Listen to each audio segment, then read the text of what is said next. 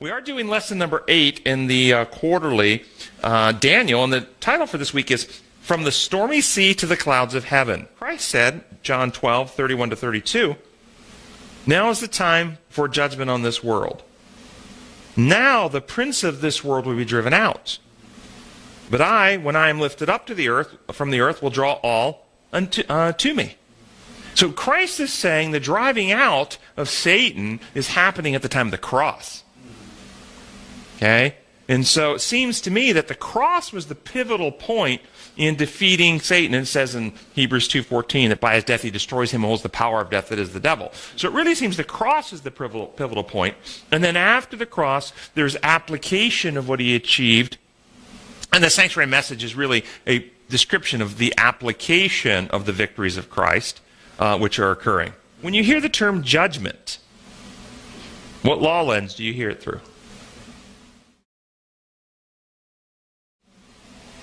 Human or design? Imposed law, design law. Judgment under human law means a legal examination of broken rules and a determination by the judge of guilt and innocence, followed by an imposition of either punishments or rewards. Isn't that how the human system works? Yes.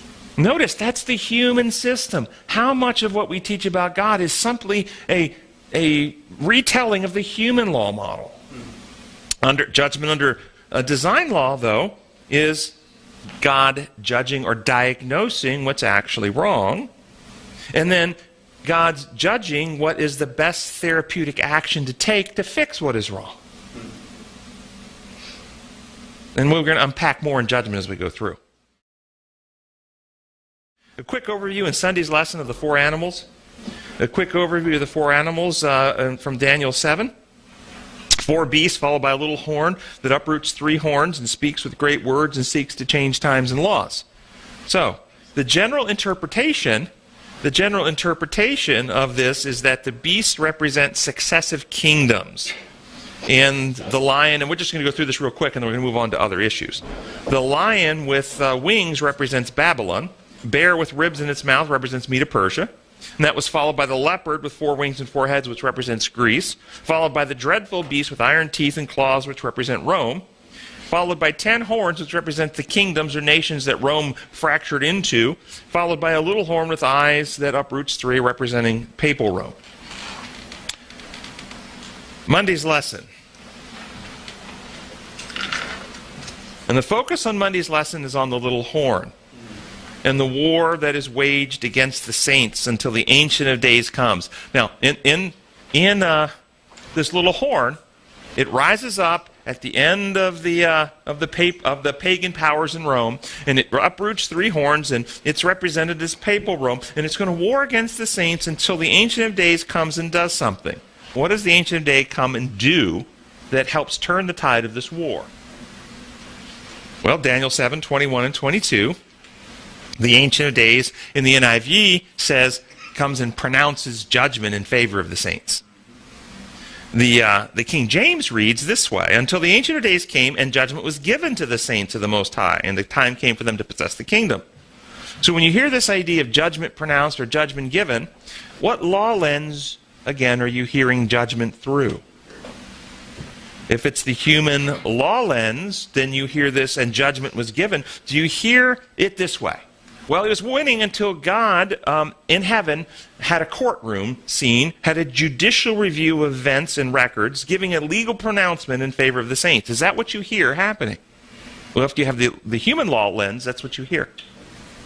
If you have design law, then you understand that God is imparting or giving to the saints judgment, or also known as discernment, the ability for them to make a right judgment. The Hebrew word translated in the NIV pronounced and translated in the King James given, judgment given in the King James, judgment pronounced in the NIV, that word actually means to impart or to give. So the King James is actually more accurate. So judgment is given or imparted to the saints. Well, the question would be, why would the saints need God to impart or give judgment to them?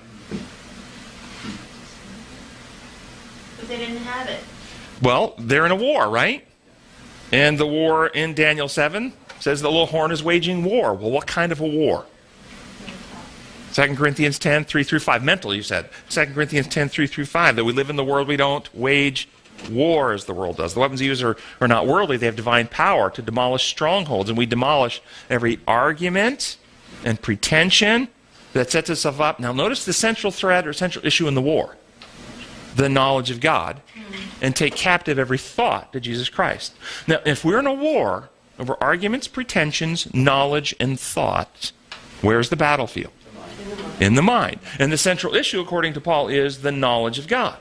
Now, there's a little horn power that is waging war against the saints. Satan is the father of lies. Who would those lies be focused upon primarily? The knowledge of God. And so, can you see that the little horn, without even going into some more evidence and text I'm going to get to, but this little horn power would be using the powers of Satan, which are primarily lies, to get us to misunderstand God. And he's winning. Until what? Until judgment or discernment is given to the saints to tell the difference between the lies and the truth. And then the power is broken. So, the lesson rightly connects the little horn of Daniel 7 with the man of sin in 2 Thessalonians. And notice how the man of sin, which is another way of describing the little horn, is described in 2 Thessalonians 2. Concerning the coming of the Lord Christ, the Lord Jesus Christ, and our being gathered to him, we ask you, brothers, not to become easily unsettled or alarmed by some prophecy, report, or letter supposed to have come from us, saying that the day of the Lord has already come. Don't let anyone deceive you in any way, for that day will not come until the rebellion occurs. Understand the dynamic here. And we're going to come back to it in the 2300-day prophecy if we get to it in Thursday, Friday's lesson. But the dynamic is that God is telling his friend Daniel, 490 years are set aside for your people to be the conduit for the avenue for the Messiah. And when he comes in the middle of that last week, the oblations and sacrifices are going to cease, and he's going to basically achieve what's necessary for salvation. He's going to fulfill all that. But then a little horn power is going to rise up, and he's going to wage war. And he's going to be defeating him until it's going to be 2,300 years until enough truth is recovered for the sanctuary to be cleansed. He's going to defile the sanctuary. No, notice what he says here. Don't let anyone deceive you in any way until the day comes, until the rebellion occurs. That's the Christ 1, rebellion. The man of lawlessness is revealed. The man doomed to destruction. He will oppose and exalt himself over everything that is called God or worship, so that he sets himself up in God's temple, proclaiming himself to be God. When you hear man of lawlessness, that term, man of lawlessness, what does that mean? What does it mean to be lawless? Without the law. Without the law. Okay, what law lens are you hearing that through? Rules? Well, he's a rule breaker. He speeds, doesn't pay his taxes. Is that what you're hearing? Or what would it mean lawless in a design law worldview?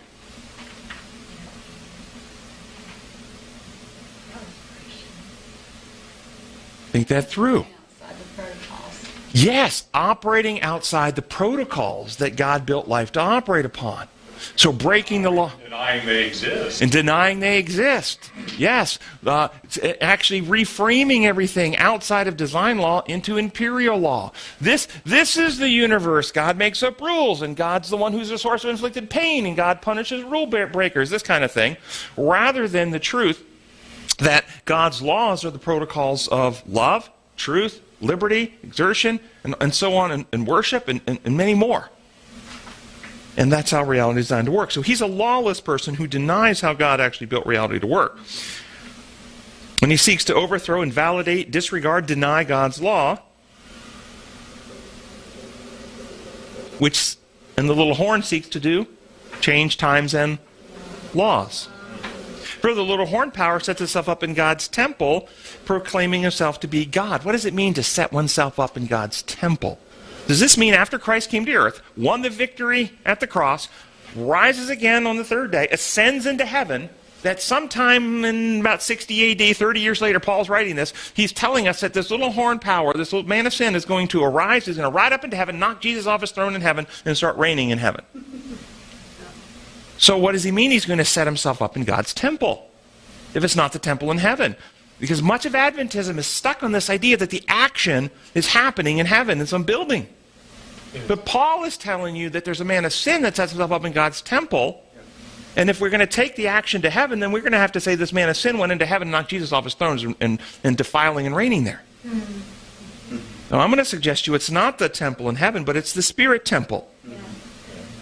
And how did he do this? How would this man of sin displace our conception of God and begin reigning in the spirit temples, the God that we worship?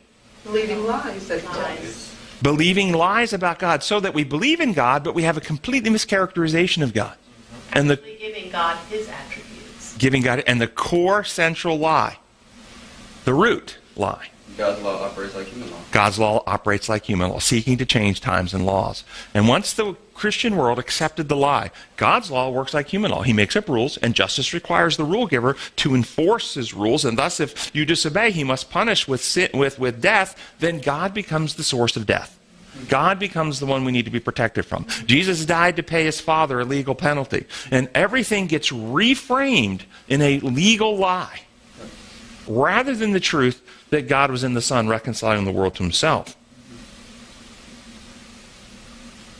So if the spirit temple has been contaminated with lies about God, such that this man of sin reigns in the minds of people in this false conception of God, would those lies need to be cleansed before the Lord comes? Would there need to be a cleansing of this temple? Yes. Well, notice Malachi 3:1-3 describes the same events as Daniel 8:14. Daniel 8:14, 2300 years or days and the sanctuary be cleansed. Malachi 3:1-3 describes the same events. And notice, Daniel just gives us time. 8:14 gives us a time frame for it. Malachi actually unpacks the process or the focus of what's being cleansed. Then suddenly the Lord you are seeking will come to his temple. The messenger of the covenant whom you desire will come, says the Lord Almighty. But who can endure the day of his coming? Who can stand when he appears? For he will be like a refiner's fire and a launderer's soap. What do those things do? They cleanse. Now notice what he cleansed. He will sit as a refiner and purifier of silver. He will purify the Levites and refine them, gold and silver. Notice this process of cleansing is cleansing the hearts and minds of those who profess a faith in God from the lies and distortions first, and then from all of the fears and insecurities and carnalness that we struggle with. But that's only after we've been won back to trust. A lot of echoes of Isaiah 33 in there. Who can stand with the cleansing fire? Yes. Yes, yes. Who can stand? And the ones who stand are? Those. Walk uprightly. That's right. Those who've been healed. We stand there. That's great. So,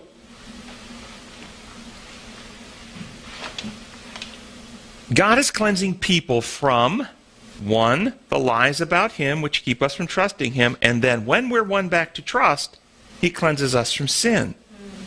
God writes his law of love in our hearts and minds. He restores his character of righteousness in us. We're renewed. This is what's happening in what some call the investigative judgment. We're going to unpack more of that as we go through. I want to understand there are several elements involved here. And just because I focused on this one element doesn't deny that other elements are happening simultaneously. Some will say, oh, Jennings is focusing on God's and is teaching God's healing our hearts and minds. Investigate. He's denying anything's happening in heaven. No, I'm not. I just didn't talk about that. God can actually multitask. Okay? He can do more than one thing at one time. Okay? But I get this all the time, and I focus on one aspect to help bring us appreciation and understanding of that aspect, and people will say because I didn't focus on the other aspect that they value, that somehow I denied it. I didn't. Tuesday's lesson. Some struggle with the idea of cleansing in Daniel 8:14 being the temple. It is the temple referred to by Paul in 2 Thessalonians. They actually disconnect them. That over in Daniel, we have a temple up in heaven. But over in Thessalonians, we're not sure what that temple is. They see the disconnect if the temple is in heaven that Paul's referring to, because that doesn't make any sense that the man of sin went up into heaven and pulled Jesus off his throne up there. That makes no sense. How can he reign in that temple? They understand it can't be that. It has to be this. But the lesson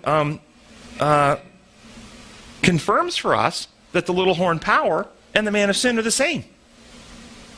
So the little horn power is contaminating and defiling the sanctuary that in Daniel 8:14 is being cleansed. And that little horn power is also the man of sin, as the lesson says it is, and we agree.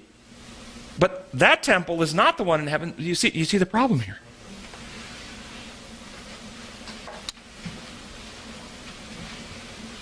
One of the problems is that they set the problem for this, is that they interpret Daniel 7 as being a legal court, a court that is a judicial court.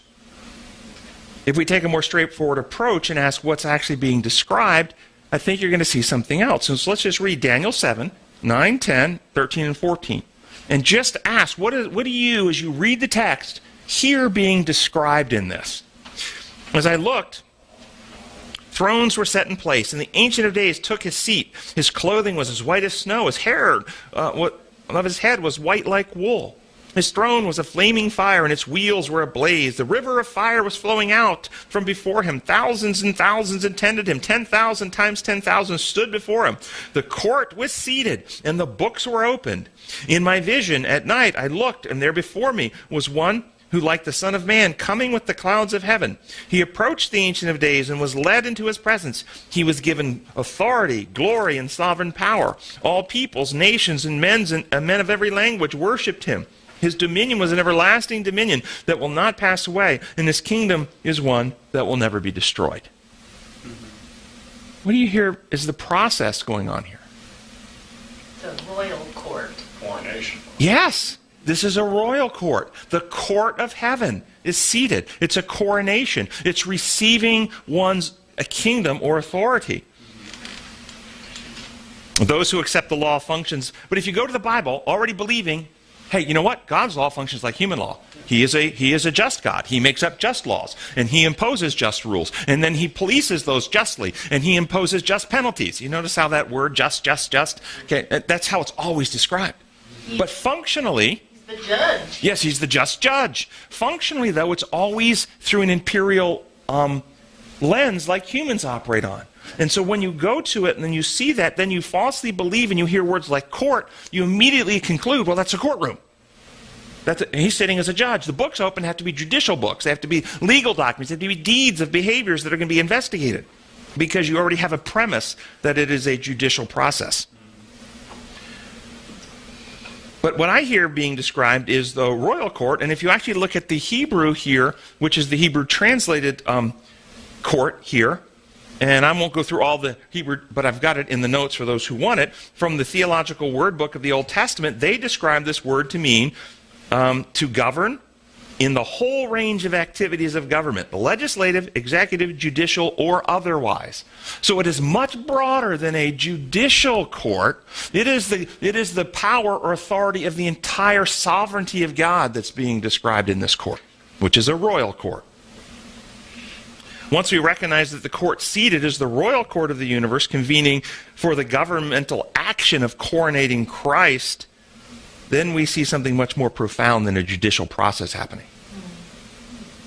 Now, a couple of questions about that. Why is Christ what's the reason to have a coronation of Christ? Wasn't he always God? Is Christ actually receiving from his Father new authorities, new powers that he's never had before? Yes or no? No, he's always been one with the Father. He has life, original, unborrowed, underived. He's always been fully God. Then why, if he's always had these powers, always had this authority, why are we having a coronation that appears to be giving him these authorities? And why is it happening in this time in history? Did Satan allege something about Christ? That he either had no right to the powers or didn't have the powers? And thus the coronation, yes, Russell? Could you argue that he, although he was the author of the remedy, he didn't have it? But this isn't about the remedy. This is about his coronating powers. He's going to run the sovereign universe. Yeah, but isn't this his coronation after the remedy's been secured? That's true. That's true. It's after the remedy's been secured, but it's happening in front of the angels in heaven. Yes. Okay, who don't need the actual remedy that we need. Okay? So, I see where you're going with this. Yeah. Okay? Yes. It's not, They needed knowledge of the remedy. Right, They didn't need right. The remedy itself. Yes, They needed knowledge yes. of the remedy. Yes, so that's what, yes, They exactly. needed Satan's lies. Yes, yes. So why are we having this coronation? Not because he's receiving something or he earned something he didn't already have, but he revealed something that was not understood. So Satan had alleged that he wasn't worthy or it wasn't right for Christ to have these powers, and thus in the minds of the intelligent beings, the truth, which had always been true, the everlasting gospel, the everlasting eternal good news, is now recognized of who Jesus and God are. Now I want you to, what we just read, have it in mind, Daniel chapter 7. Now we're going to read Revelation chapter 5. With Daniel chapter 7 in your mind, what we just read about that. Ancient of Days taking his thrones, rivers of fire coming out, 10,000 times 10,000. The books are open, and then one like the Son of Man comes and receives it. Now let's look at Revelation chapter 5. Then I saw in the right hand of him who sat on the throne a scroll with writing on both sides and sealed with 7 seals. Pause. What is another synonym or word for scroll? Book.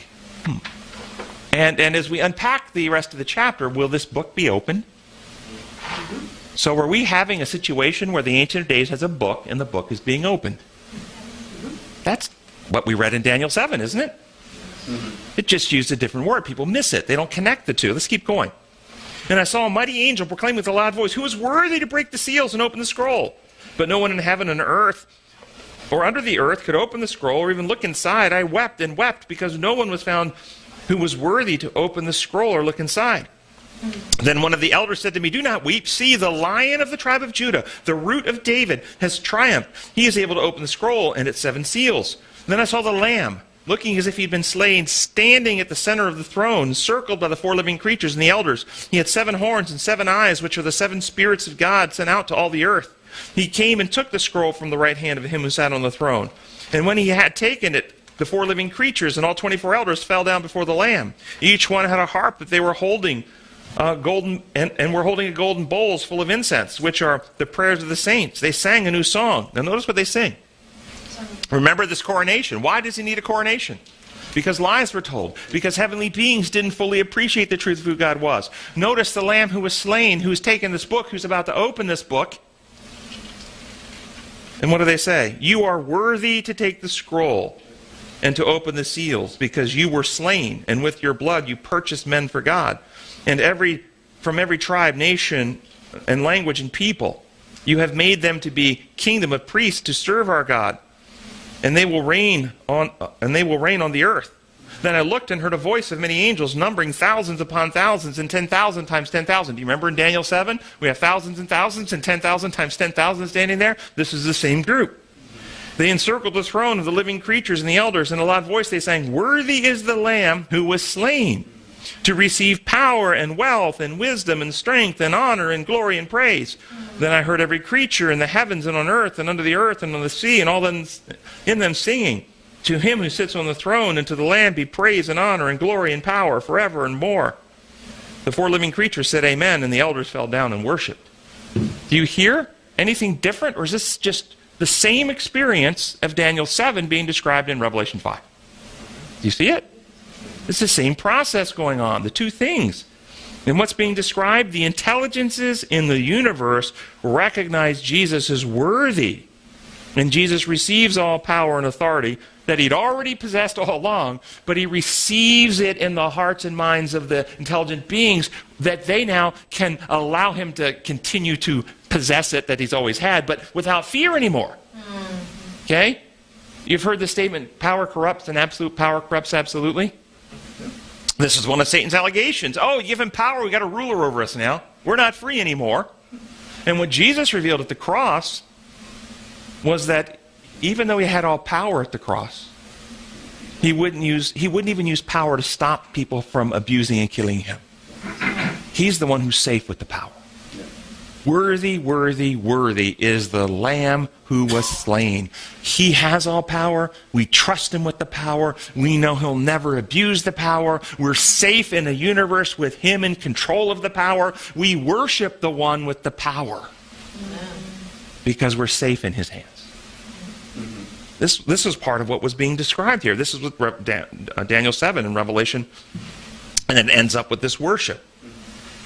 But notice, the lies of Satan are refuted in the minds of the intelligences at a particular time in Earth's history while all this is taking place, and now is the time in human history for a message to go forth. At the same time that this is happening in heaven, a message is to go forth in human history, and that message is, then I saw another angel in midair, and he had an eternal gospel, the eternal good news. The good news has always been true, but now the war that the little horn's been waging, darkening our minds, is coming to an end because judgment is being given. Discernment is being given to the saints. We can see the lies now for what they are. We can see the truth about who God is. We, in our hearts and minds, can follow him in to his coronation where he's being recognized as worthy.